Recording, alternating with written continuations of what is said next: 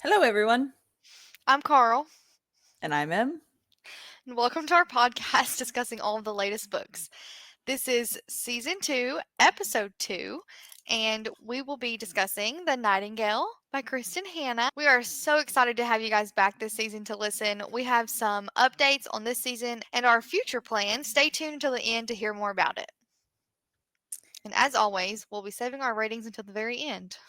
We promise to give you all of our honest opinions on all the characters, chapters, and scenarios. We don't mean any harm to any of the authors. This is solely our opinion. And as always, we promise to card them like we read them. Period. As always, spoilers will lie ahead. Some trigger warnings for this book will include references to parent death, war, murder, starvation, gun violence, violence against children, violence against women, sexual assault, a pregnancy resulting from sexual assault, torture, anti-Semitism, Holocaust references, child death, blood, sexism, racism, homophobia. Everything you can imagine is probably included in this book. Of course, it is set in a time of war and a war that was caused a lot by hatred in general, one big hate crime. So very much that is a theme throughout. So as always, take care of yourselves. If you don't want to hear how this book ends, please pause here, go read the book, and come back to this episode. And we will preface that with saying, make it through the first 11 chapters. It is worth it. It is very hard to get through the first 11 chapters, but it gives you so much that is important. So please, please, please bear with it, because we almost changed the book. I'm just going to add that chapter 11 is where it picked up. The first 10 chapters were world building, setting the scene information. And then chapter 11, it picked up. I saw where the story was going. It was more interesting. So absolutely, please stick around because it's a really good read.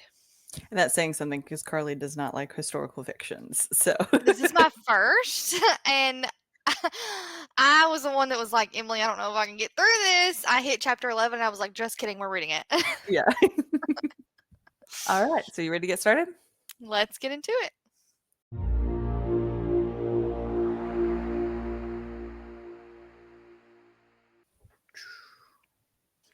I'm going to read the blurb for the book. France, 1939.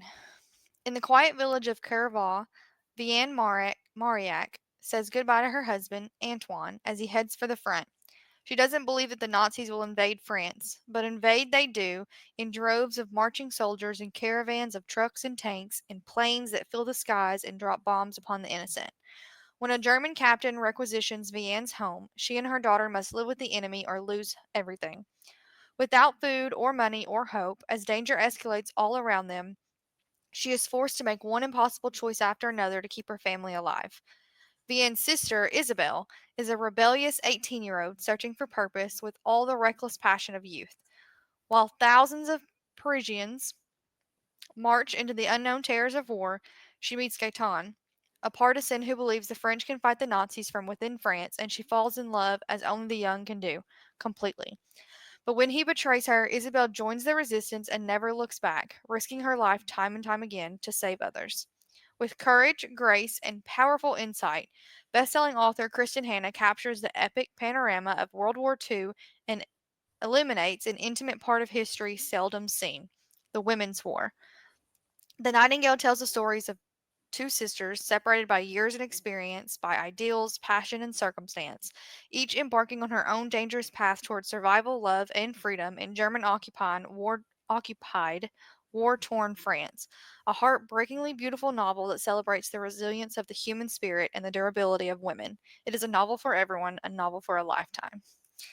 When I first read that, I had such high expectations. Read the first 10 chapters and they were kind of dull because I assumed it would be action packed from the beginning. So I think Yeah. that's what I struggled with, was that expectation. It's not action packed from the very beginning, but give it a minute and it will get there. There's a before to the invasion. Yes, correct. I just discovered that her name was not Vivian and it's Vianne. The only reason I know how to pronounce their names is because I listened to the audiobook. I didn't read it. So I thought it was Vivian the entire time. Like, if you go back and watch, I literally flipped open the book and was like, "Is that her name?" that's hilarious. Yeah, there's no second V, babe. Yep. Yeah. Well, And tells you how much I pay attention. and if I butchered any of the names or towns or anything, I apologize. So we're gonna start off with Vivian. I literally wrote her You're name gonna call her Vivian in Vivian the here. entire time? It's in all of my notes, so it's possible. We know who you're talking Vianne. about. You can call her V. We know who you're Okay. talking about.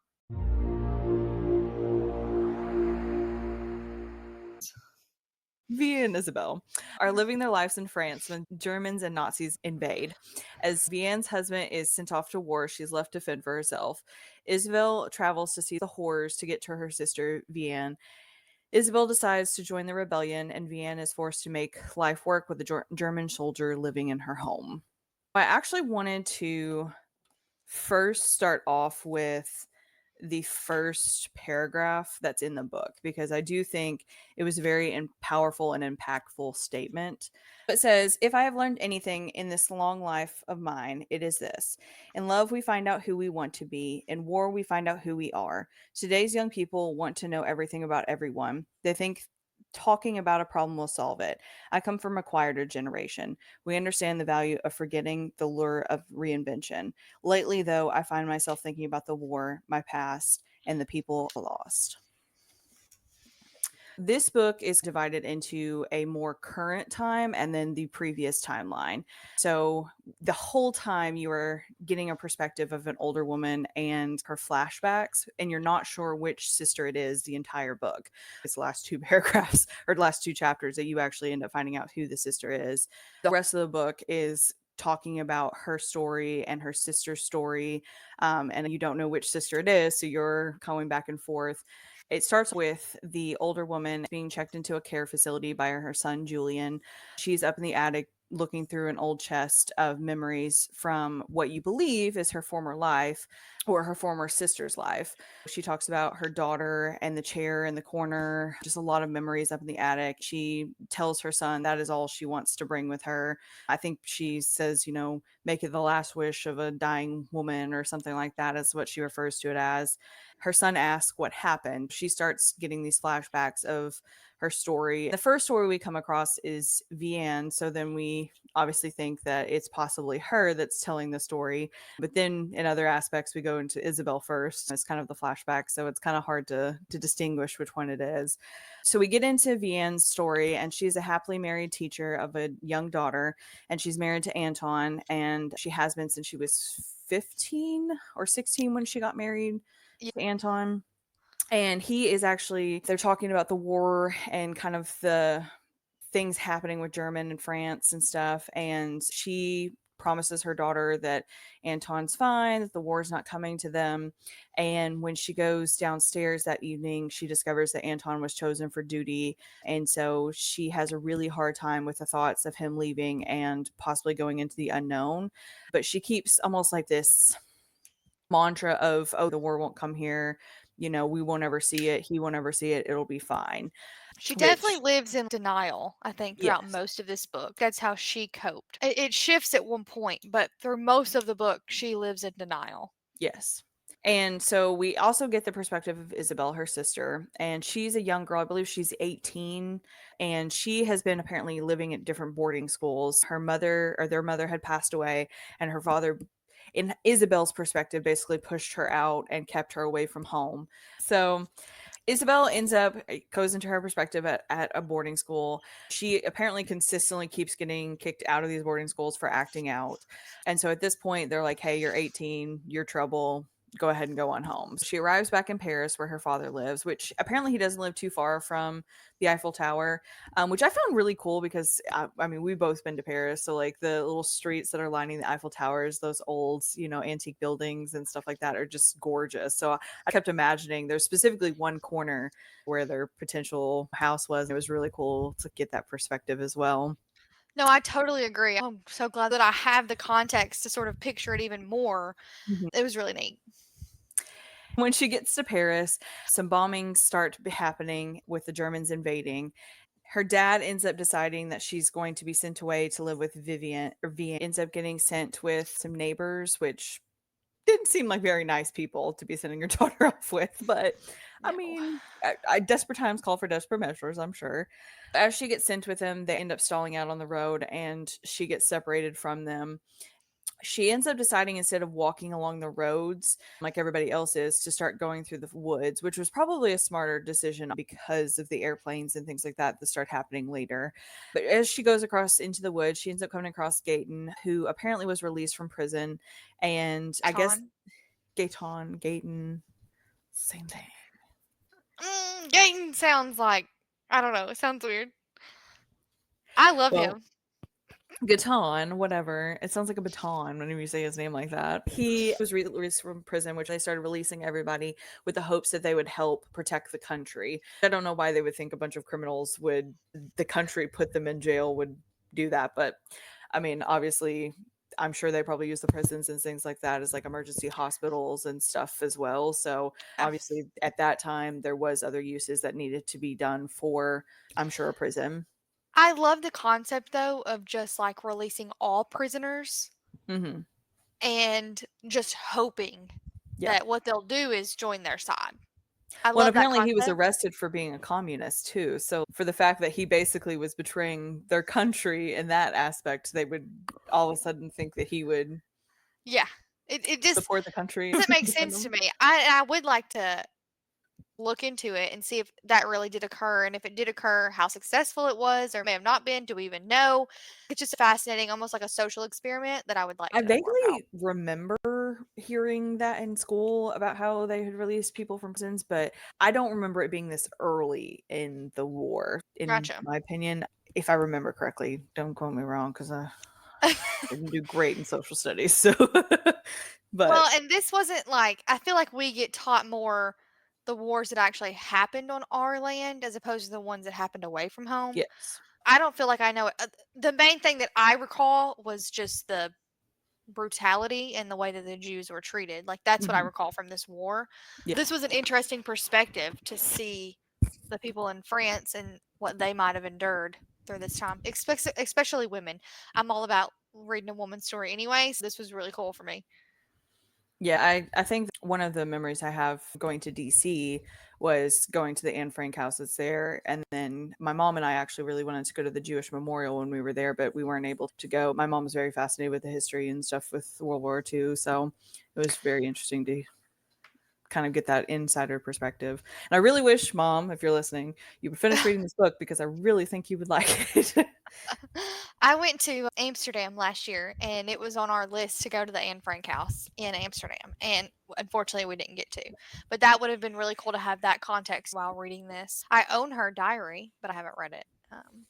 We So, read it in school. did you? Hmm. We did not. The thing that I remember from this era, or when we learned about this specific war, is watching the movie The Boy in the Striped Pajamas. We Oh, watched The you have? Diary of Anne Frank, the movie. Have you watched The Boy in the Striped Pajamas? I have seen snippets of it, but I don't think I've ever watched it all the way through. It's engraved in the back of my brain, and I could project it for you Isn't right that now, like the pretty entire like movie. It's awful. I watched yeah, it in the ninth grade in school, and I had to get tissues. I was like, I'm gonna have to go to the bathroom because I can't keep yeah, it together. This is so sad, but it is so good. So if you haven't seen that, anybody, I yeah, recommend watching definitely. that. It definitely portrays it in a way that is it's horrifying what they Yeah. did. So, in the context as well, that we also get that her name means Nightingale, which ends up becoming pretty substantial later. And that's also where the title of the book kind of comes from as well, as the meaning behind her last name in the future. So, her and this soldier, or this prisoner, that ends up becoming a general surgeon, like a soldier of some sorts. So they end up deciding to Wow. travel together and they end up on a road where Germans start opening fire on people that are traveling through. And so basically it becomes almost like a mob where they're running to this town and Vianne is outside whenever the first group of people arrive and she is told after feeding them that she needs to get inside, lock her doors, that people are coming, and she sees off in the distance this giant crowd coming. And I know this sounds really bad, but it almost reminded me of a Walking Dead kind of situation where these people are starving to death and coming. I definitely agree. I pictured a zombie mob coming up the road, and like I got tickled though thinking like how slow zombies move. Yeah. And like just like in my head I pictured like this slow motion and Vianne's just sitting at her door watching them. It was so Yeah. weird in my head. I would have liked a little bit more graphic detail to set the scene better. This the zombie mob didn't make any sense and it took away from the severity of the scene for me. Yeah, and the people were supposedly banging on her door, covered in blood, dehydrated, starving. Some of them, I'm sure, traveled even farther than Paris to come to this town. So Isabel and her kind of end up at the end where they are both starving, dehydrated, and they end up deciding to stay in the barn overnight. And very quickly, Isabel declares her love for Ganton. It was very weird. It was very quick. However, I don't think she ever really was taught love or the value of love. So in her mind, someone caring for her and protecting her, I think was her way of thinking that he loved her. For me, describing that scene also would go in hand with describing how long they truly were on the road. Honestly, I couldn't tell you. That was my problem. I struggled putting it on a timeline. Did she say it was a week? Was it a month? I Yeah. couldn't place that It part seemed it seemed like it was the next day. to another town. So I kept thinking Yeah. like it couldn't have been that quick, Yeah. but maybe it was. I don't know. So I struggled with that a little bit. I think that's kind of why I was disenchanted at the beginning because there were parts that I wanted to be a little bit more clearer and set up the gravity of her having to walk from Paris to another suburb or to another town. How far is that? How many miles? Something to give me a sort of context of how To difficult it me, was. it seemed like it all happened within 3 to 4 days between her leaving Paris and arriving at Vianne's place. It seemed super quick, and basically she spent a day and a half with Gayton before she declared her love. I know I totally read it the same way. I just wonder if that was lost on us and maybe that's not Yeah. actually the timeline, you know? Well, and it's very accurate. The first 10 chapters were really hard to get into. It was really hard to pick up on those smaller details as well. And honestly, me trying to go back and even type up notes, it was a little boring. I was trying to pull for certain things, but Yeah. I she do did. like Gaetan. I liked him. From the moment she met him, I was like, okay. He definitely didn't seem like a prisoner, like hardcore, kind of No, person, but not a murderer. so Isabel ends up waking up the next morning and discovers that he had left her with a note. He declares he's going to go and fight. Isabel decides she wants to try to go back and fight as well after a news broadcast tells France to surrender to Germany. They slowly start discovering more items are becoming unavailable. Communications are starting to be cut off. Food is really hard to find. They even describe things like shoes and stuff like that is really hard to come up with as well. And so Isabel, while Vianne is at work one day, decides to start hiding some of the family belongings because she has an idea of what's coming. And so she starts taking some of their valuables, some of their memories down to a cellar in the barn underneath the car to keep it from being captured, which was a good thing because within a few days afterwards, a captain Yeah, Captain Beck. yeah, Captain Beck comes to billet at Vianne's house and gives them two options: forfeit your house so I can live here, or you live here with me and take care of me, basically. And so they decide to end up staying because it's been a house that's been in their family for, a long time. And obviously, Vianne's under the impression that that's where her husband will come back to find her and, all that kind of stuff as well. And so Vianne basically makes a plea with Isabel to stay out of trouble because she knows she has a mouth on her and that it could cause issues. Isabel I kind of does decide to identified with leave. Isabel. Oh, wholeheartedly was you. The whole time I was Wholeheartedly. thinking, if I was in this story, I'd be Isabel. If I wasn't Isabel, towards the end, I identified with Sophie. Yeah. Which, but throughout the whole book, I was thinking I would want to be Isabel. I would hope that I'd be an Isabel doing something. Wholeheartedly, you already are, so you don't have to worry about whether or not you would be. I'd be the one telling you to keep your mouth shut so we don't all die. Oh, that's funny. But Isabel decides to go ahead and leave so that she doesn't put Vianne and Sophie into trouble, which Sophie is Vianne's younger daughter. When she's leaving, she's actually stopped and told that she needs papers to be able to leave the area. And so Isabel decides in kind of like rebellion to vandalize some signs, and she is caught by somebody and they take her kind of over to a room. She ends up discovering that it's a group of people led by a guy named Henry who is asking her to help spread pamphlets around town. She decides, if I can't get out to help fight, this is what I'm going to do in the meantime. And And I so just want to add, I was warned before reading this book that there were sexual assault references. And so I just want to preface that this was the first scene that I thought, oh my gosh, that's what's about to happen. And for me, I like kept waiting for it to happen, kept waiting for the shoe to fall. mm, The first reference to sexual assault is not till page 369 in my book. So just for you readers listening, if you haven't read it yet, it's not till really towards the end of the book. So you don't have to wait for the shoe to drop every 5 seconds yes. for someone to be assaulted. I did though. When someone told me that, every time it kept happening, like when she was pulled into the dark room by a man, I thought that's what's about to happen. Mm. But it doesn't happen till later in the book, just so everybody knows. Yeah. So she does decide to smartly kind of use her ration. Her sister tells her she needs to get a job and be in the line to get the food every morning. So she starts using that as a cover. She gets up really early, spreads the pamphlet, stands in line for the food, and goes back home. And just basically uses that cover almost, I don't know if it's daily, but it seemed almost daily. I don't know if they were spreading news of what was happening since they started taking away the radios, or if they were spreading like, hey, come join us, come join the rebellion. I'm not quite sure what the pamphlets actually said. I don't think they ever mentioned what was I actually think detailed into it. I think there was one pamphlet where it said that the Germans had put out this story of what had happened and it was a false front. And so these pamphlets then put out what actually happened. And I Gotcha. think these pamphlets, that's kind of how the community found out about the camps and stuff. I think that's what they were doing, Okay. putting out the true information and calling the Germans liars. I'm sure there was also probably a fight back on there as well to encourage people to fight back and join. But my understanding is it was correcting the misinformation that the Germans were spreading. Gotcha. Makes sense. Which, if you think about it, they always underestimate a woman. I loved that she just walked right in front of their face. They knew she was mouthing against them, and it still never crossed their minds that it could have been a woman. Mm-mm. That's insane. Yeah. I loved that every time. I was laughing at them in the background. Well, and we do get this moment with Beck where he was kind of sweet on Vianne and trying to help her find her husband.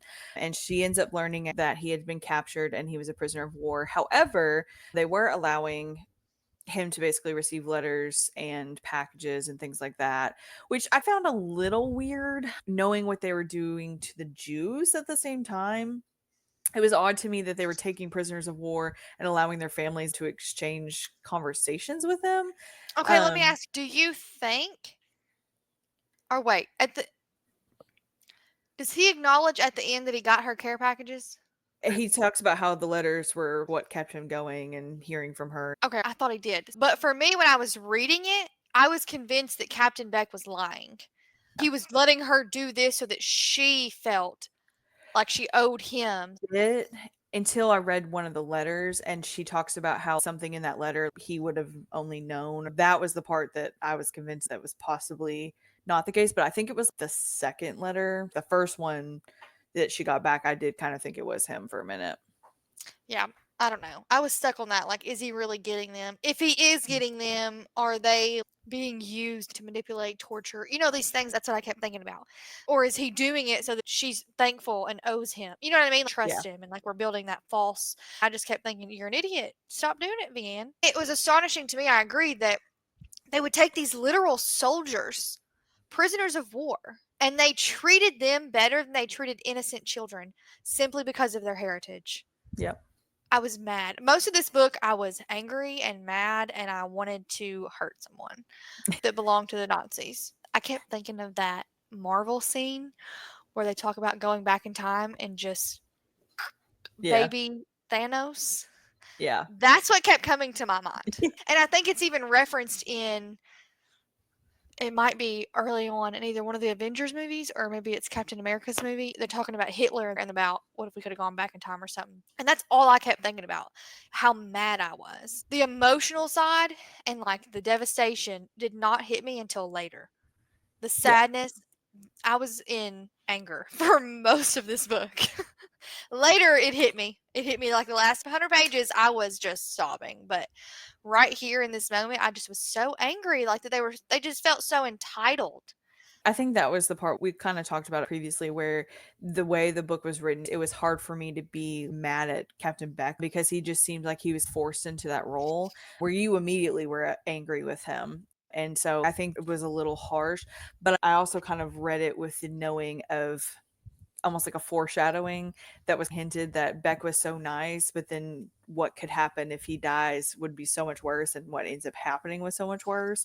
And so I think there was a lot of that mindset I had reading it was like, oh, well, he isn't that bad, which is kind of a bad way of thinking about it. But at the same time, that's how the book was written and how it was set up was like he wasn't as bad as what it could have been.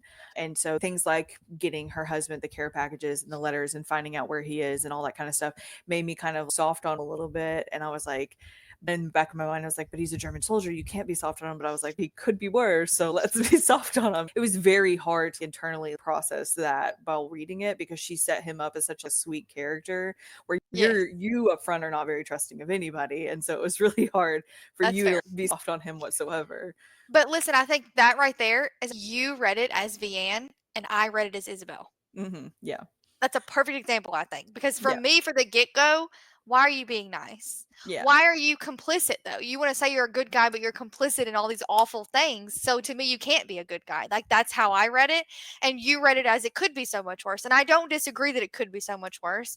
But if the people who were actually against it didn't just go along with it, because they were just following orders, I think it would have changed everything. That's how I looked at it. And also, I didn't trust him. Even though he was being nice, allegedly, the Hmm. moment something went wrong, he flipped. He cared more about himself than he did anybody else.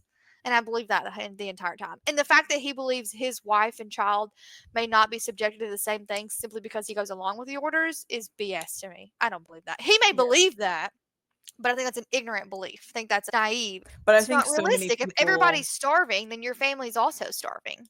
I think so many people in the war though were I mean, even Vianne and her mindset was just like, "Oh, the war won't come here." "Oh, he's living in Yes. my house now, but it still won't come here. Oh, he's dead now, there'll be a better guy that moves it." It was almost just like constantly like her mindset was, "Oh, it'll get better." And even whenever they first started taking the Jews out of their homes, they were just like, "Oh, we're just relocating you temporarily, almost like for your safety," is kind of what they Mhm. implied. And so it was very much that same kind of concept as people were so naive and thinking that, oh, they're just doing what's best for us, oh, they're protecting us. And really when it came down to it, they were doing things selfishly. But a lot of people were thinking that, especially in those small remote towns, you're definitely not Yeah. ever thinking that anything's going to come to your area because they're going to go for the big areas first. But what they don't understand is that it starts in the big area, but it slowly just starts expanding outwards and goes from there. So Yeah, no, I totally agree. I do have some sympathy that Captain Beck was put into that position in the first place, and that is a hard decision to make one way or another. Do you risk it? You might die and leave your family worse off, or do you try to do everything possible to protect them? I understand and I sympathize with that decision. I disagree the way he went about it, and mhm. I would hope that if I were put in that position, I would stand up for what I believe in. I'd rather die by my morals than die a coward. That'd be what I left my children with their legacy. That's just my personal opinion. Other people may not. Captain Beck obviously didn't. He thought the better way was to play along and do what he could, little things here and there for his kids or whatever. But I think that's interesting because the whole point of war Yeah. is how it works. Everyone is put into this situation and you have to make hard decisions. And what you do impacts the war. I mean, I think all of the French soldiers that were complicit with the Germans and the Nazis, what if it would have been different? So I think that's like at the end of the day what kept coming back to me, like how could you be okay with that? And you can see the little girl in this house and how she's suffering. So I think that's what the anger, the mistrust, that kept me in this book because I wanted to know what happened, wanted to know how it turned out. I wholeheartedly agree that it got worse when Captain Beck left, and I wanted to kill that man with my bare hands Mhm. that comes in the house next. Yeah, I agree. One of the things that he does that I did start to kind of have an opinion change is when he asks Vianne to provide a Make the list of list. anyone she knows in town that are Jews, communists, homosexuals, Freemasons, and Jehovah Witnesses. I was like, don't give him the list. But at the same time, he was, especially like Rachel said, whenever she went to go tell Rachel, what happened, she admitted to her that she gave her name on the list. Rachel was like, well, I flaunted it all over town. I've made it clear that I'm, proud of my faith. And so she was like, it would obviously have been uncovered anyways. Teachers slowly start being dismissed from their jobs and other public jobs. They're saying that Jews can't hold those public things. They start dismissing them from like owning the butcher shop, different things in government, like mayor. They start dismissing them from their positions and taking them away, which I just find that crazy that how are they supposed to survive and live, which I don't really think they cared. But at the same time, that was my first thought. How are they going to make it? Especially because Rachel had two kids, a young girl and the young boys. I think that's what bothered me is that one of the first things too that really bothered me is her making the list. And like she left Rachel off and he pointed out you're missing someone. But if you know that, then make your own damn list. Leave Yeah. me out of it. That's what I would tell. I'd tell him to shove it. He could I make think his it was own almost a list. test for her, and she just She failed. naively, yeah, She failed. passed. She passed in his point of view. She failed in Yes. my point of view. Yeah. And I get it. Again, what you do to survive, what you do to save your children. I'm not necessarily judging her, but I was disappointed. It made me mad though that he would even come home and ask her to make a list. If he's supposedly this good guy, let somebody else make a list. Yeah. Make your own list and claim she made it. But why are you putting her in that position? Yeah. That bothered me. I wasn't a fan of his. So Isabel does ask Beck for a pass to go nurse her father, which Vianne knows is a lie. And she actually believes she's running off to be with a man. And Isabel kind of goes along with it almost as her cover. But she is actually going to deliver a message to the rebellion in Paris.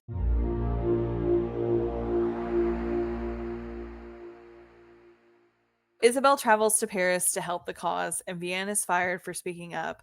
Vianne struggles to keep herself and her daughter fed. Isabel starts helping pilots travel across the mountains to rejoin the fight. They begin watching the Jews being deported, and Vianne decides to step up.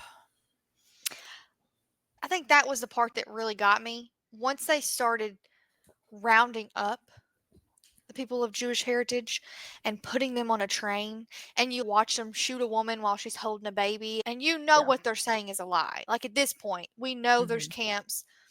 I think that's where, if Vianne hadn't started to do something, I would have been really, really mad with her. Yeah. I'd have been very Agreed. disappointed.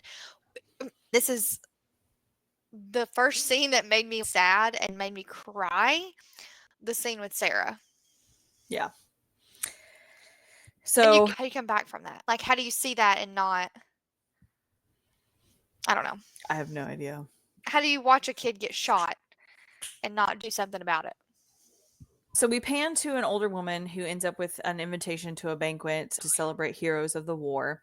Her son's not really understanding why she's being invited, but she kind of dismisses it. And so then we end up going back into Isabel's perspective, and she has arrived in Paris and goes to her father to stay with him. And he tries to brush her off. She says, no, I'm staying, whatever the cost.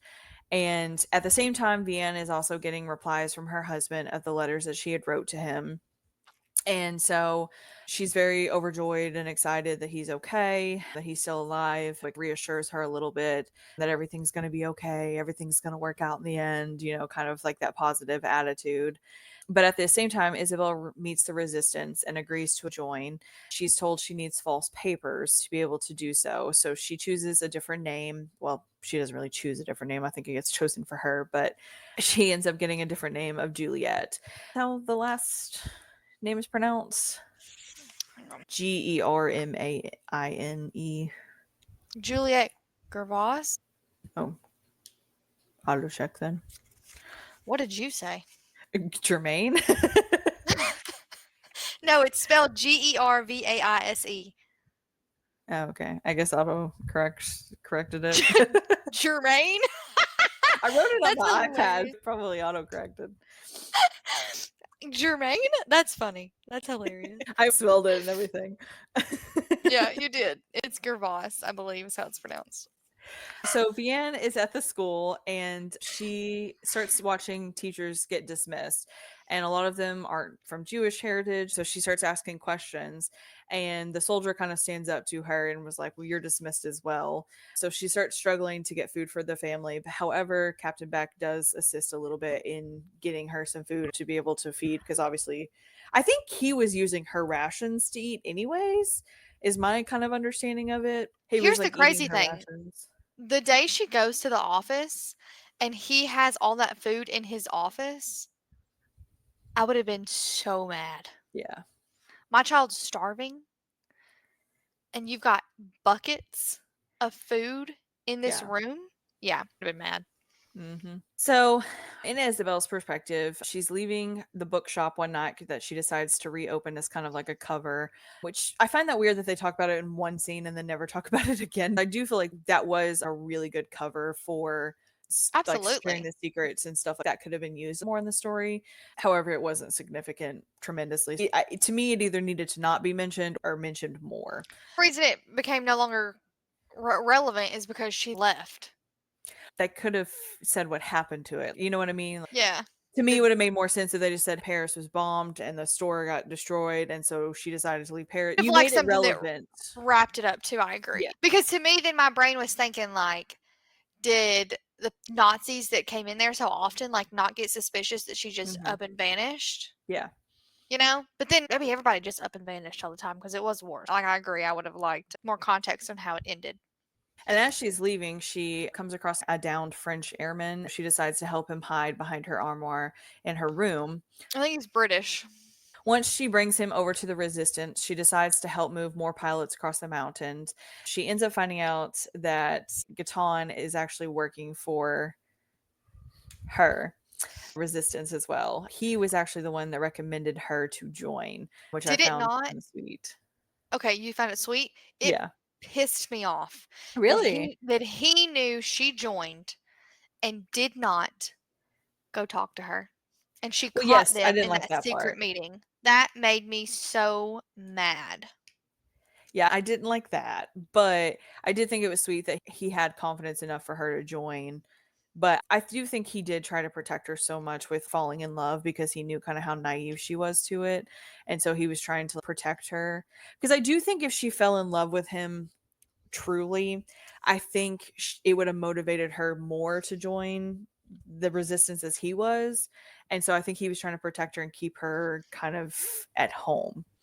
I think he underestimated her He did. He did because wholeheartedly. the opposite happened. He was like, "No, you need to stay here and be safe and I'm going to go join the war." And she was like, "Yeah, no." And then did her own thing. It ended up being he ended up recommend that didn't make sense to me though, that how he recommended her after he just told her she didn't need to join. Yeah. That didn't make sense. Granted, he didn't volunteer for her to become the Nightingale. She did that all on her own. She Yeah. said she'd take him across, stuff like that. Maybe he just recommended her spreading the flyers. Maybe he thought that was harmless enough that it would keep her involved enough to keep her satisfied, but he clearly underestimated her. Totally. That made me really mad when she got there that day and he was in the back room and he almost wasn't even going to come out. Mhm. Do you love her or do you not? Just tell us. If you don't love her, that's fine. But like say that. With your chest. Quit playing these games and man up is what I wanted him to do. I felt bad for her. So, uncovering her secret hidey hole and ends up uncovering that he is actually the one that made her false documents for her new identity. What And was your so reaction when you read that scene? I had mixed feelings. It's sweet that he did that for her and didn't say anything, but at the same time I was kind of like, I feel like if you really loved your daughter, you kind of would be like, you should not be involved in this. This is dangerous. You know what I mean? Like, just like a typical, like, father protective kind of response. And I didn't feel like he had that at all. It was the opposite. Like, go do it. You're going to be out of my hair. So go ahead and do it. Was kind of how I kind of perceived it a little bit. I had mixed feelings about it too. I was happy that we learned he was helping the resistance in some Mhm. form and right under the nose of Nazis. I liked him a little bit better after that. Agree. And at the end, I liked him more. But I was still a little disappointed that He kind of acknowledged that he knew she'd probably find a way to get involved. And instead of just being honest with her and ensuring that she was getting involved in a safe way, or, Mhm. like you said, some sort of protective instinct, he didn't really have that. I think he kind of thought she'd do whatever she wanted and wouldn't listen to him, which is probably accurate. But as a dad, you still should have tried. But it did make me like him a little bit more that he was at least involved in the resistance. Agreed. And it made total sense with the back room. When he said she couldn't go in the back room of the library, a bookstore, I knew automatically that's what he was doing. I was like, Yeah. no, that's his spy area or something. Because Yeah. why else could you go back there? I did think that he was hiding people in the back room too as, like, a cover, because like, a an abandoned bookstore, I feel like would be a good place to, like, Yeah, hide people. I agree. And then he makes papers. Makes total sense that he used to own a bookstore. Like that Yeah. correlated perfectly for me. And I loved that he was doing it right under their noses too. That was Yeah. cool. But Yeah. they clearly weren't the Um most intelligent creatures because everybody was right under their nose. True. So we end up finding out that her code name is Nightingale, which is I said earlier was her last name. And so she Nope, starts not her last name. her last name what it meant, Oh, the translation of it. Isabel starts traveling with the pilots to go to an old friend of the family and ask for them to help her in taking them over the mountain. After her first successful mission, she employs the financial aid from MI9 to help her start getting the men across the mountains. question. Isn't it MI6? I think there's multiple different. Because I could also be thinking about Mission Impossible. In Mission Impossible, they're MI6. Yeah, I think there's MI6 and then I think I've heard like MI6 and MI5 before, but I don't know. Let me know Okay. if you do, because if so, we need to talk because you may know some Yeah. insider things. British intelligence, we have some Yeah. information for you. No, I would Um, like to know which one's right though, because I just assumed Mission Impossible was right when they called him MI6, and if it's not right, I need to probably stop I think calling them that. MI6 is in a lot of like British spy movies, so I don't know if they exist. I just know that that's Oh, it exists, whether it's called MI6 or not. It exists. That's like the KGB. That's the yeah, Russian version, and it absolutely yeah. exists. And somebody the other day told me that they're naming their child with those initials, and I was like, I'm not going to burst your bubble. That's a Russian spy organization. I'll just let you do your thing. My brother's spells barf. Oh, Yeah. I've had some bad ones. In our documents, we put initials of minors, so that's how I see a lot of initials. And I'm always like, "Ooh, you did not spell that out before you named them." So, fun fact: please do that. Write your child's initials before you confirm a name that you'd like to do. Because I've had HOE. Now that child's a hoe for the rest of their life. That's not good. Don't do that to your kid. I've had SOB. Now that child's a Mhm. son of a bitch. Yeah. Don't do that to your kid. Think about it. So, just food for thought. And on that topic, what you name your kid, think about possible nicknames and the meanest thing that you could call your kid, because kids will do that Yeah. before you decide on a name. Because some of y'all need to rethink. So Sorry. we go back, and she has actually been left for the winter by goes to travel home for a few weeks to visit his family. She's really struggling through the winter, almost starving herself to have enough food for Sophie to eat. And luckily, she does pass out whenever Captain Beck does appear back, and he takes her inside and forces her to eat. She's neglecting herself. She ends up discovering Rachel one day because Sarah comes over and tells Vianne something's wrong with her mom. She ends up discovering Rachel is extremely depressed and she's almost like given up on life because ends up finding out that she was told that they needed to sew Jewish stars into their clothing, and she's just kind of given up at life. At the same time, Isabel does get a desk job sorting through Jewish people's names and other items. She ends up finding out that they're rounding up Jewish people and she tries to rescue some of her neighbors' kids. However, the lady refuses to let them come with her and they get deported along with her. Beck actually steps up and warns Vianne that Rachel and her family doesn't need to be home the next day.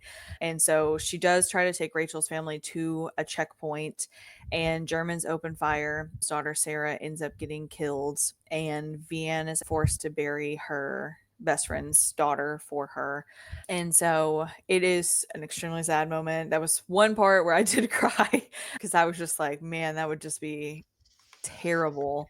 to have that where you almost think you're at safety and then all of a sudden you lose one of your children instead. So they end up hiding out Rachel and her child Ari in the bar. Vianne thinks that they're all in clear, so Rachel and her start going out so she can take a shower. And at the same time, a man ends up arriving to deport Rachel, and she asks Vianne to keep her son Ari because he's a local born Jew, so they're allowing them to stay.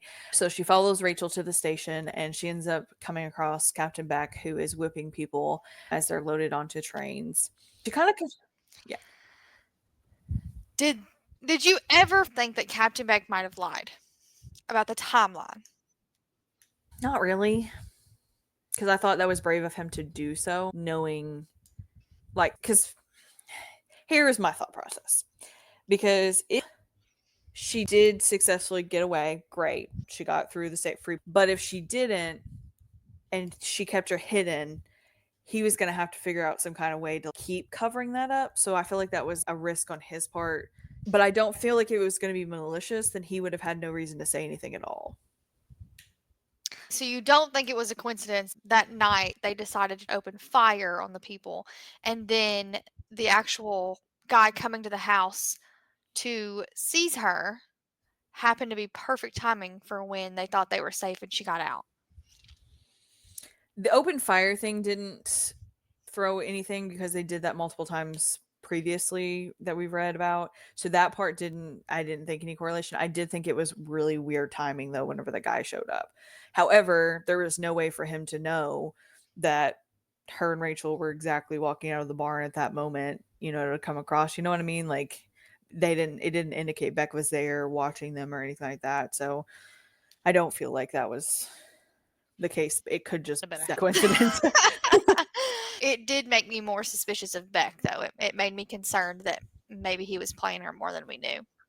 The only part that also kind of made me think that is that Beck does agree to help her get false papers for Ari, so that way she could cover that up.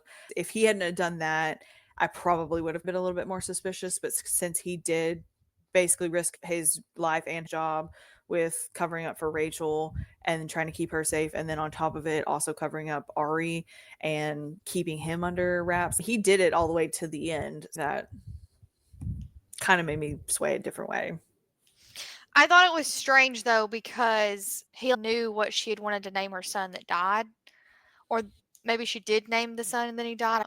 Timeline of events where, but he knew things like that as if he had looked into her history. I don't know. It was weird.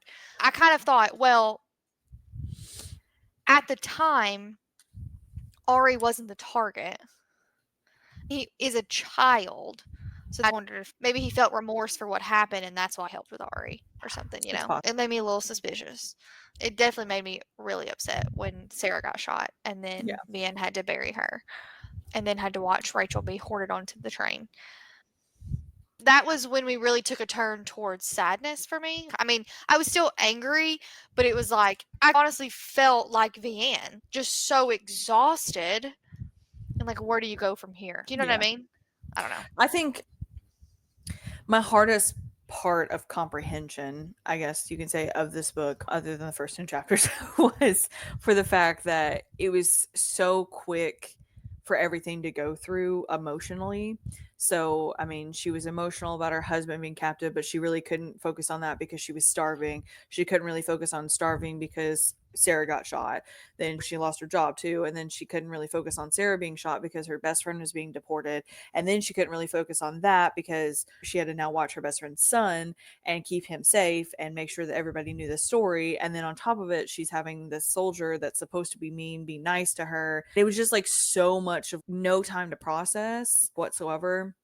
I know people say that war makes people hard. Maybe that's what they mean. They have no time to process the emotions that they're feeling, so they just shut down, which makes complete sense just because it was a lot in a few chapters that happened emotionally. I was even getting like whiplash because even like her finding Beck whipping people was just like really like whiplash back to, oh, now he's helping me cover up this child to make sure he doesn't get saved. So it was almost like a gaslighting situation where you're just like, oh no, look over here, but now look over here. It was very hard for me as a reader to process all those emotions. So I can only imagine a person in that kind of situation as well. No, I definitely agree. How did you feel about the allegations that her and Beck Like, the people were thinking they were intimate and stuff like that. What did that make you feel? To be honest, I kind of brushed over it because people are going to do that. Even nowadays, in that kind of scenario, if you had nosy neighbors, that scene where you, as a married woman, had somebody else move into your home, especially here in the South, you would have somebody talking about it. It would be a topic of conversation. So I I just agree. kind of brushed it off as a normal thing that people do just because they're nosy people that like to be in each other's business and start gossip. But I did think that Ari showing up was a little suspicious in flaming the gossip fire, which I mean, obviously they seen her every day, they seen she wasn't pregnant and stuff like that, but I could see how they would be like, oh no, this is something new to gossip about. She has this random child all of a sudden. And especially when she keeps him a secret for some time before introducing him to the public, it did kind Yeah, of feel that a little bit, I think, more than it I should. agree. And then were you shook that, like, these rumors even got so far as to get to Isabel? No, because the resistance was a part of that town, as the resistance she was a part of started in that town almost and then expanded to the Paris one. So I felt like naturally they're going to, especially when she had Henry looking after her sister, he's going to pay attention to the rumors surrounding her and making sure that she's not at risk for something. Naturally, when you're in that kind of scenario, that would be what you're paying attention to make sure that there's no whisperings of her being like a secret betrayer or anything like that. So I feel like that would be a natural thing if she's asking somebody to look after her sister to kind of say something about. Okay. I thought it's crazy that these people are starving. We would make these allegations that she might be sleeping with a German soldier, and then, like, nobody, for example, like, spit at her or cuss at Mhm. her. None of that really happened. So I guess I didn't understand why that was even really part of the book, to be quite frank. I thought that's where it was leading, was some altercation. I was surprised that it got all the way back to Isabel, that these men were gossiping about it so far that it got back to Isabel. And that kind of shook me a little bit. I feel like they have a lot more things to be worried about than whether or not Vianne is sleeping with the German soldier. So I have Um, kind of some opinions with that. But okay. back to what you were saying about spitting first. So they got the radios taken away. Their newspapers are taken away, their phones, everything. So like that's their form of entertainment Yeah. to keep them from fully concentrating on them starving to death. But at the same time, I don't think they Fair. have a lot of energy to put into it because they're starving to death. So it's almost like kind of a double whammy with that. But as far as with the whole situation with gossiping, I kind of sort of wondered if Beck, as like to keep his cover of like he's like a harsh, person. He's like, yeah, I've been sleeping with my chick that I've been boarded up with. And so that's where it's kind of snowballed as well. Well, that's interesting because if that's the case, that could have led to why the next guy chose her. Hmm. Interesting theory. That was my thought. I wouldn't be surprised. I think most men would. If someone assumed that, I think they'd go along with it in general, to be honest, Yeah. much less in times of war where you're trying to Yeah. save face with German soldiers. That's interesting. Yeah, I could see that. Isabel ends up finding a down pilot and he's been injured. She ends up close to Vianne's house and decides to take him into the cellar. Which, Um, again, I would have liked better context on how close. How are they that close? I don't understand. And so Beck ends up increasingly angry because they can't find this pilot. He starts going out. I think it seemed like a timeline of like maybe 2 days where he was like out all day one day looking for them and then like tore apart the house or the town the next day and then ends up deciding to go into the cellar. When they open up the door, the pilot has died, but Isabel is still in there. Isabel takes the gun that was hidden in the cellar and shoots back. At the same time, Vianne like hits him upside the head with the shovel. So Vianne Yeah, actually she thinks, does. yeah, which she actually thinks she kills him instead of the giant bullet hole that's protruding from his body. And so at the same time, Beck ends up shooting and hitting Isabel. And so Vianne and Gaetan ends up helping her escape to help recover and they also bury Beck at the same time. And Vianne ends up agreeing to stay behind and playing the dumb woman because she doesn't believe that they'll ever believe that she was capable of killing anybody. And so she ends up telling Isabelle never to come back because she consistently keeps putting her family in danger, which is true. She does make a lot of decisions without, I don't think, processing that Vianne and her daughter and now son are at risk. I would agree, And especially that scene. Like earlier in the book, I didn't think she was intentionally doing it to risk their life. I think she thought, like, she kept getting away with it, so I think she yeah. kinda brushed over it. At this point, when she brings that soldier to the cellar, I think she did know she was risking, but I think she accepted that risk and Mhm. was gonna accept responsibility and the risk on her and Yeah. say, her sister didn't have any idea. I don't think she thought her sister was gonna have an idea. I don't Yeah. think she thought her sister was going to be at risk. I think she knew she might be on that property and could be like, "No, she didn't even know we were here." I agree, though, that it was careless to bring that man to that house with those 2 children inside, which at that time she didn't know about Ari. She only knew No. about the daughter, but still, the one daughter was enough. Yeah. If it was just Vianne, I might say differently. She's an adult, but the kids, that didn't with me either. So, flashing into the most recent perspective, the older woman has decided she's going to Paris to the banquet, and she ends up kind of trying to sneak onto a flight where her son ends up catching her.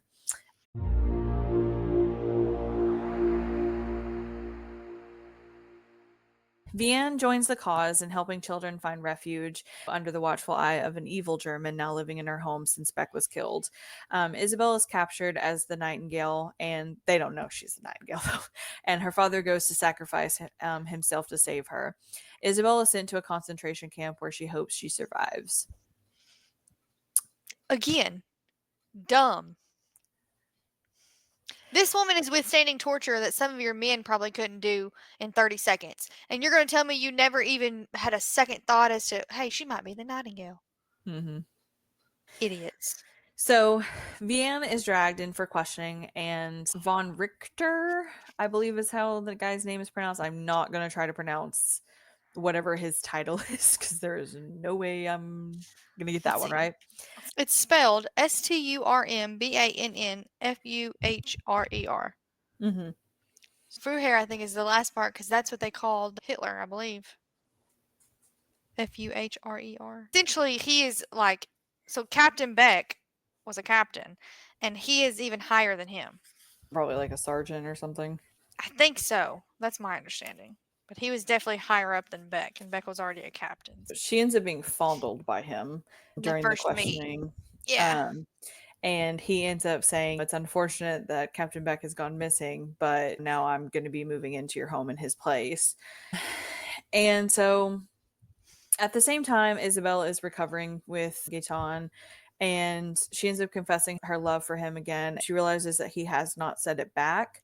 They continue to use the time almost like a vacation from the war, where they end up having a little bit of like a sexcapade during the week that they're alone. Vivian, at the same time, after she's released, ends up saving a boy from being deported. As she's trying to bring him back to her home, von Richter ends up coming across her, and she says that, his mom died of a disease, and he was like, keep that out of your home, like, take him somewhere else. So she ends up deciding to take him to the Catholic Church. And as she's there, she kind of starts speaking to the mother that's on staff there, and she ends up telling her that there's plenty more room for children if she wishes to bring them. And so she ends up going to Isabel's rebellion group there in the town to try to get false documents to hide these children. They end up telling her kind of, hey, we're booked up dealing with what we're dealing with, but you're welcome to try to create these false documents yourself. So she starts practicing inside of a Bible, which was really risky in her home. But obviously, I'm sure that he did not have the same beliefs as she did. So he probably would never pick up the Bible. But she ends up getting those documents, and von Richter ends up informing Vianne that they're going to start invading the free zone. She can't believe it's happening. I think at that point, it finally hit her like, this is too close to home. This is too much happening. I think it really came from Sarah being killed, is where it kind of all started snowballing for her. At that point, when she realized nowhere was safe, she was panicked almost. I agree. I think the children is sort of what did it for her, too. I think it Yeah. was like a very motherly instinct. And I will say it lived rent free in my brain where she's written the 3 different names that she needs in order to reconnect these children back to their Yeah. parents. I'm gonna cry thinking about it. But the reality that we know and how the book ends, and the way that so many in the vast majority did not survive these camps, and these children were displaced permanently and even taken away from the family that they might have known during the war, like Ari was, is so heartbreaking. But I love that she even had the thought to do this in case one of them did survive, in case they Yeah. needed to be able to find them and locate them and get that new name and stuff. But oh my gosh, I think I might have cried. This is the second most crying I think I did, was this part right here with that harsh reality of like it probably won't even be used. Yeah. But As Isabel is recovering, she ends up getting news from that he reveals that he's leaving to work for the rebellion in bombing. And she kind of has this harsh reality of like, oh, I've got to go back to what all is left. Henry is arrested, and von Richter is interrogating Vianne for knowing him and kind of threatens her kids.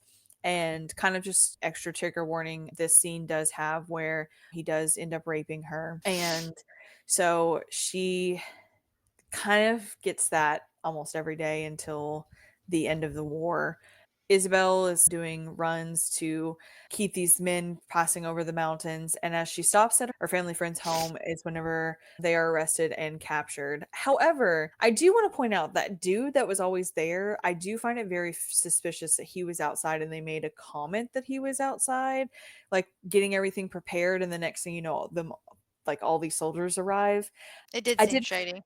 I did find that a little odd that you mentioned it like that. It seemed like too much of a coincidence to like point out. However, when the lady was also there in the concentration camp, I was like, okay, well, maybe it wasn't planned that way. But at first, I definitely did think that maybe she got ratted out by the family friend. Yeah, I got nervous too when it was shady. And like, why did they pick that house and who did they think they were going to get? You know what I mean? And if they didn't realize that she was a Nightingale, why was it targeted? I was wondering. I'd wanted more context there too. I agree. Yeah. Vianne's father arrives to tell her that Isabel has been captured and he's going to try to free her. She gets a letter from him, which was kind of a letdown. It wasn't as big of like a declaration as I had hoped for.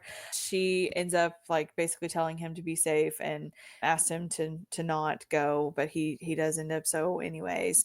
So when Isabel's father ends up coming to rescue her, he tries to declare that he's the Nightingale, and she then comes back and says, "No, I'm the Nightingale." And of course, they believed the father more because he was a man.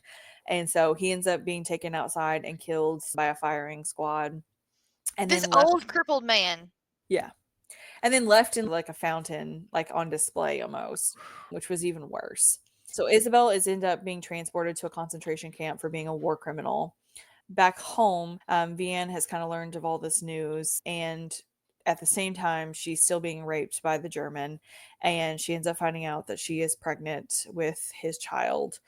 The Germans are pulling out of the town, and so Vianne ends up kind of getting an inkling in the middle of the night to like wander down the street and comes across her husband Anton, who has escaped prison, to come home to her. She ends up deciding not to tell Anton that the baby isn't his, which I think he kind of had an inkling, to be honest. I don't think it was a secret really, but I think it's just one of those things that let's not acknowledge what we've been through. Let's just move forward. I agree. Isabel is in the camps trying to survive through the camp on her last leg, basically at the point, and she has a really bad fever that won't break, and she ends up being sent home by her friend. So the war is kind of over at this point, and so Vianne ends up going to the Red Cross to give them the names of the children she saved to try to find their families. Some men end up coming looking for Daniel or Ari, Rachel's son, and they tell Vianne that he has family in America that they're sending him to live with so that way he can grow up in the Jewish heritage. Vianne's like, well, I'm the only person that he's ever known, so like don't take him from me. Unfortunately, they do. He ends up leaving. Isabel ends up showing up, and so Isabel and Vianne end up reading the letter that their father had left for them, finally confessing his love to them and telling them how proud he was of them and everything. And trigger warning for emotion for sure at this point. Gaetan ends up returning for Isabel, and so she kind of falls into his arms, and it almost implies that they live happily ever after. And we end up going back into the old woman's perspective where she's arrived in Paris and she ends up going into the banquet, and the lady is Vianne. And she gives a speech about Isabelle and how much she contributed to the cause, and that she actually ended up dying in Gaetan's arms that day when he returned. And then even later, her daughter ends up dying of cancer. Sophie does. So 2 big losses. And then she ends up at the banquet coming across Gaetan, and he has named his daughter Isabelle after her. I'm over here trying to hold it together. I know you are. From the way that I wanted to murder Von Richter to the end when we find out that he named his daughter Isabel and that Sophie also Yeah. died. Like, I read this whole book thinking that the older woman was Isabel and committed to the fact that she got her happy ever after. Mm-hmm. And when I found out she didn't, like, let me tell you, I sobbed. Emily was on the phone and I had to mute her because she hadn't read it yet. So I had to mute her and I was like, into my hand. And then she'd ask me a question and I'd have to unmute and be like, hang on just a second. And like get myself together and then answer whatever she said. It was so bad. And I was like, Emily, I'm going to have to get off the phone, honey. I'm trying to read this and I'm having an emotional breakdown right now. Oh, it was. My biggest thing was like I had prepared myself the whole time for one of them to die in a concentration camp. Yes. So like I had mentally prepared myself for that moment. Yes. And so to then get the inkling that she was going to live happily ever after and she wasn't going to die in that concentration camp, it was just like world crushing down because I didn't prepare myself for that, like where she almost had Yep. it and it got taken away from her still. Yep. Like it was so hard. Like I was not mentally prepared for it whatsoever. I hysterically bawled. I won't say it was as bad as the last letter, but I cried so hard. I was just like, oh God. And then he named his daughter Isabelle, and then she ends up coming across Ari and he thanks her for everything. And he was like, oh, I never forgot y'all. Like, oh my gosh. Listen, it was Yeah. so emotional. And then the fact that Sophie wasn't there to see him Yes. again, like that broke my heart. Well, I was mad that we didn't know more about how her life turned out. I understand she didn't die of old age, but she was probably in her 60s when she passed away with cancer. So she had to live another 50 years after this, and we don't get any of those details. So that made me mad because I was like, no, I want to know what happened to Sophie. What were the effects of the war on her? Was the cancer because of it? That's just something I wanted to know more about, and we never got that information. I was mad that Isabel didn't get her happy ever after everything. She didn't get it. That made me mad. The fact that she waited until he found her to die in his arms was like just sobbing. But it was so good. And again, if you haven't read this book, read this book. When I tell you, it's such a fascinating way to think about. Again, just like the blurb said, we don't tell women's story for war. We just don't do that. That's not who we believe is important. That's not the story that we tell most of the time. So this is an entirely different perspective that you probably haven't heard. I hadn't heard it. And so it was I really think in neat. all wars, women are the silent heroes. They were the Wholeheartedly. people behind the door, staying at home and taking on men's jobs. That to me is heroic that they stepped up and were having to take care of things at home and in different aspects as well. I agree. Well, most of your medical staff and your nurses, that's all women too, usually. So I think a lot of people want to compare, like, this is what men did in the war and this is what women did. Look at this. This is much harder. And I don't think that's what it's about. I think it's about both of the contributions that were made, and they're different jobs, but they're both equally important. One couldn't have happened without the other. I wholeheartedly agree with that because, and a lot of people say that specifically for like America when the Vietnam War, or maybe it was one of these world wars. Anyways, one of the wars really triggered women to take jobs to sustain the economy and keep the nation moving while the men were at war, which was an entirely new thing to women. Women weren't allowed to have jobs before that. So now they have to. It was very interesting getting to read a woman's story, especially like was it? Okay, this same scenario. Great. So in my brain too, it was nice to see French women's stories because I'd never even considered what happened in France. It was always the Germans, the Nazis, what we might have done a part of it, and the Jews. That's only the three aspects I had ever looked at. So now getting another country's perspective as well, that was really interesting. For sure. But yeah.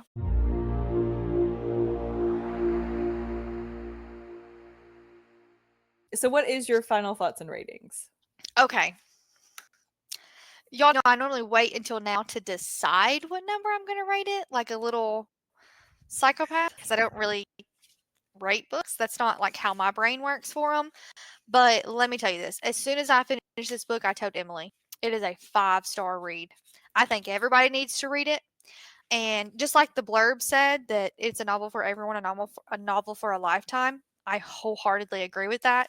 This was such a good read that I'm considering reading other historical fictions, and I'm Mhm. telling you that is not my genre. Mm. I do think it helped being a woman's story because I'm naturally, obviously, more engaged and more interested in that. But gosh, when I tell y'all, it is so good. Get past those first 10 chapters, it picks up. Read this book Yes. wholeheartedly.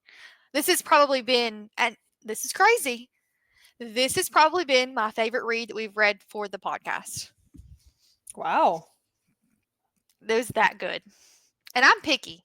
I don't And know, y'all. we read ACOTAR. Well, yes. But this also, I think, like, and no offense to Akatar, because I love Sarah. This is not an insult at all. But this is about a real world scenario. You know what I mean? Mhm. Like, it actually happened. It could happen again. And so I just think it hits a little bit more home because it did happen. It's not a fictional world of fairies, which is much fun. But this was my favorite read for the podcast, hands down. Wow. What about you? So I liked it a lot. My rating was not 5 stars just because those first 10 chapters. The writing was really well done. The storyline was told very well. Even like the triple perspective that was happening with both Isabel and with Vianne, and then with the older lady, it was very well transitioned where it was very well to understand who you were reading. I think that she wrote each one almost like natural to themselves. It wasn't like, oh, you're getting a little bit of Isabel here in Vianne's story, or you're getting a little bit of Vianne and Isabel's story. It was very true to each character as you were reading them. I don't think it's easy to do, I but wholeheartedly agree, especially considering the old woman was one of the other two characters and we couldn't ascertain the entire time who it yeah, was based on the writing. So, yeah. yeah, I agree. And so I do have to say it did get a point off for that. So I did rate it a 4.9. If that first 10 chapters had caught my attention right away and it wasn't just like drag, it took me 4 days to read the first 10 chapters. And then as soon as I got through those, it took me a whole day to finish reading the rest of it.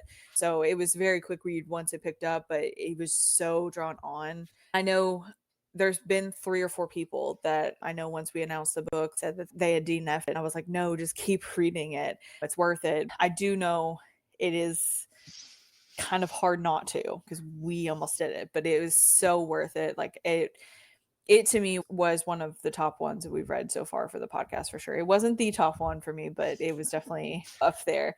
I just think that it's important for us as people in understanding what happened in the past so it doesn't happen again in the future. Even though this is Wholeheartedly. a fiction book, some of the stories are probably based on true stories or other people's stories. It puts a lot into perspective, both in Vivian's point of view, where she was almost complacent to what was happening before it actually hit her doorstep, and in Isabel, who was gung ho that it was going to end up that way beforehand.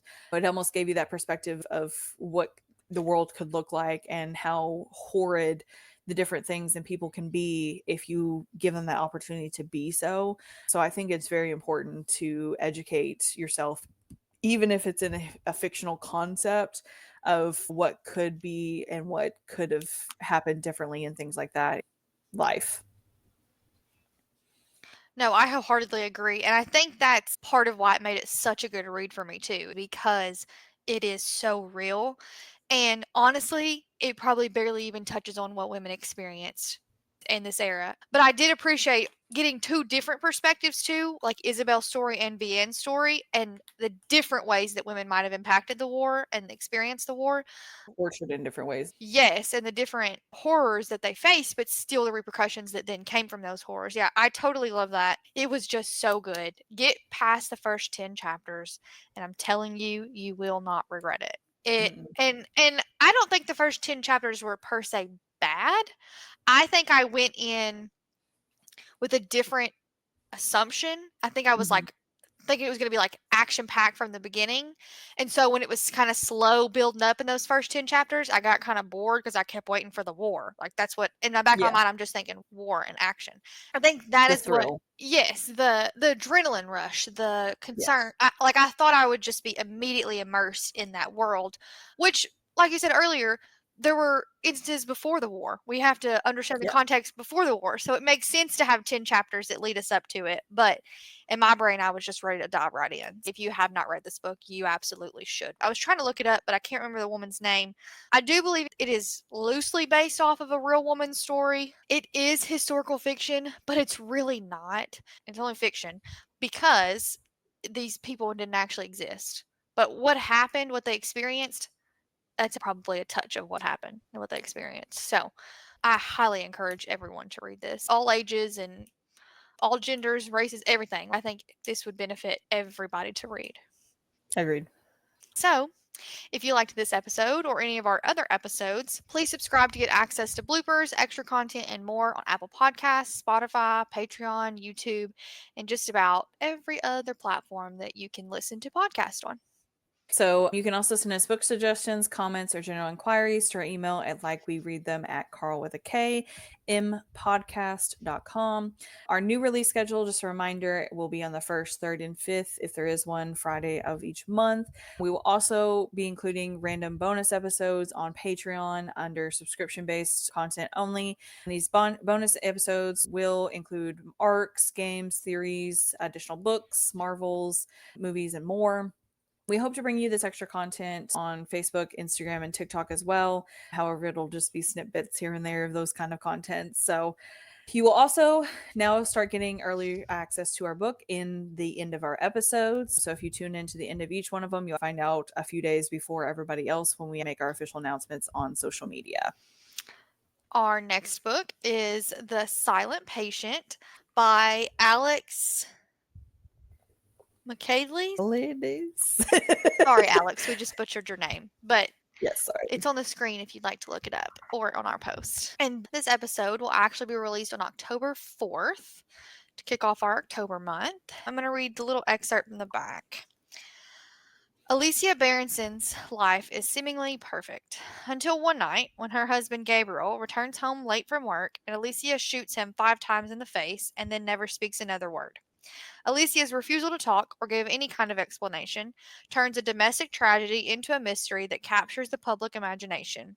The Silent Patient is hidden away from the tabloids at the Grove, a secure psychiatric unit in North London. Criminal psychotherapist Theo Faber is captivated by Alicia's story and jumps at the opportunity to work with her.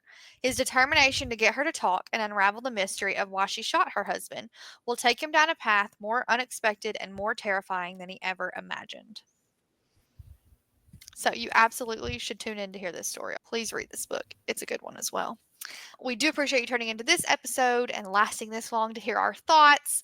And as always, we promise to Karl and like we read them.